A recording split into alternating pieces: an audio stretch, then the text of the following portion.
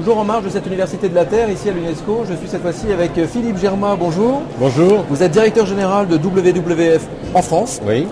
WWF est au cœur de la, on a l'impression en tout cas, est au cœur de la mutation qui se passe en 2013. La mutation qui essaye de réunir économie et écologie. Comment on en est arrivé à voir ces notions si éloignées?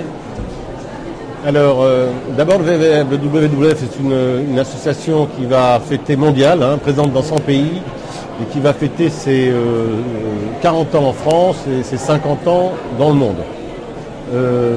Notre association, c'est la plus grande ONG mondiale de l'environnement.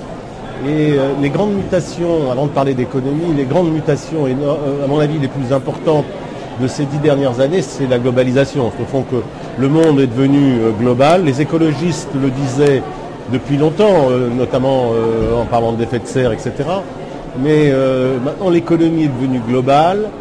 Les ONG sont globales, en tout cas nous, Greenpeace, et les politiques, les gouvernements sont locaux. C'est pour ça qu'ils n'ont pas de prise, en fond. Et c'est la limite du système politique. Et du point de vue environnemental, nous souhaitons une gouvernance mondiale d'une partie des ressources. Par exemple, ce qui est incroyable, c'est que la mer, il n'y a personne, il n'y a pas de gouvernement de la mer. Donc on fait ce qu'on veut dans la mer, sauf quand on est à 12 000 ou à 200 000 des côtes. Après, on fait ce qu'on veut. L'air ou l'espace, c'est pareil. L'espace, pareil. Donc les avions, ils rejettent énormément de gaz carbonique dans l'atmosphère. Bon, il y en a de plus en plus, mais on n'est pas contre les avions, puisqu'on est aussi global et qu'on voyage justement dans le monde pour faire connaître nos thèses et d'ailleurs les unifier.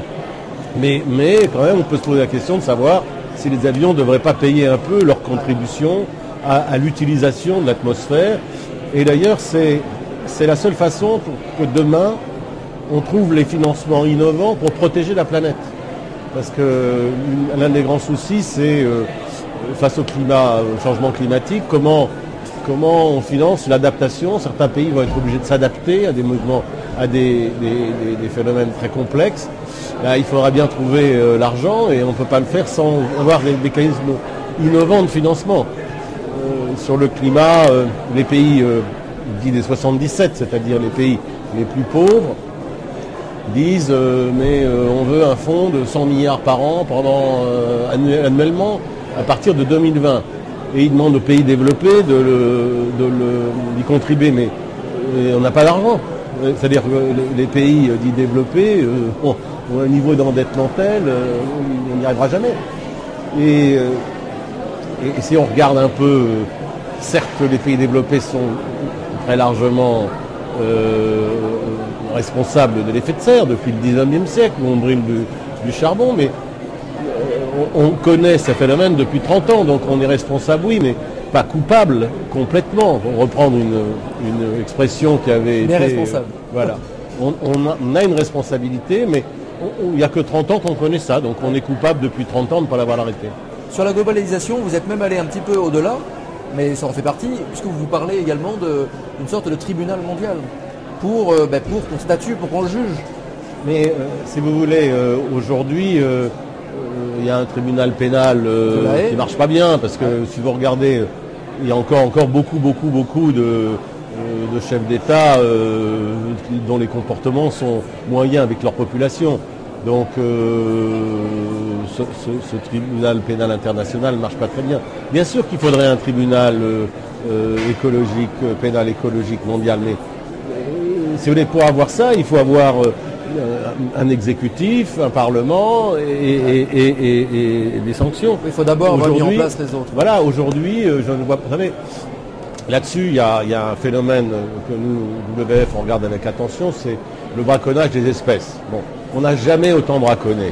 Et c'est d'ailleurs l'augmentation du niveau de vie de l'Asie qui est vraiment catastrophique. Il y a une pression catastrophique sur les animaux sauvages, comme par exemple le requin, il tue le requin pour prendre l'aileron, l'holoturie, l'éléphant, on en a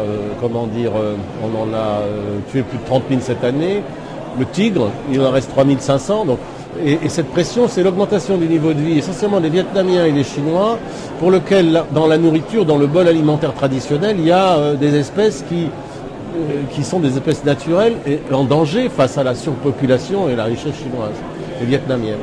Bon, le braconnage, il n'y a jamais un mec qui est pris et qu'on met dans un tribunal. Hein.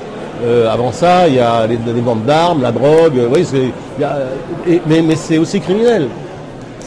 C'est vrai qu'on a toujours l'impression qu'il y a toujours cette caricature qui traîne autour de l'écolo.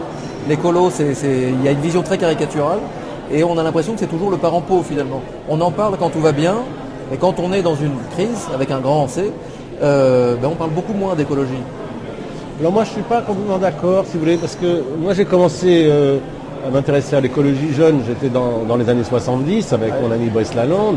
Là vraiment on était marginaux. Aujourd'hui on parle d'écologie dans les G20, dans les G8, bon les chefs d'État sont sensibilisés. Et pas que. Non, dans les entreprises, il y a quand même beaucoup d'entreprises qui sont sensibles. Je ne connais pas d'entreprise qui ait pour objectif de polluer, à part certaines, mais sinon, les entreprises qui ont des marques, elles sont sensibles. Alors, est-ce que c'est assez? Non, bien sûr. Mais je trouve que l'écologie et l'économie se sont rapprochés. On arrivera d'ailleurs à faire quelque chose qu'en les associant.